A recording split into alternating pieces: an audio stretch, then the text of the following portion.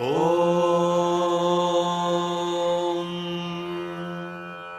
प्रातः स्मरामि गणनाथमनाथबन्धुम्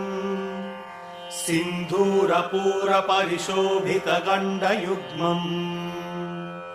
उद्दण्डविघ्नपरिखण्डनचण्डदण्डम् आखण्डलादिसुरनायकवृन्दवन्द्यम् प्रातः स्मरामि गणनाथमनाथबन्धुम्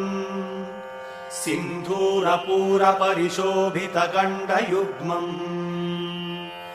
उद्दण्डविघ्नपरिखण्डनचण्डदण्डम् आखण्डलादिसुरनायकवृन्दवन्द्यम्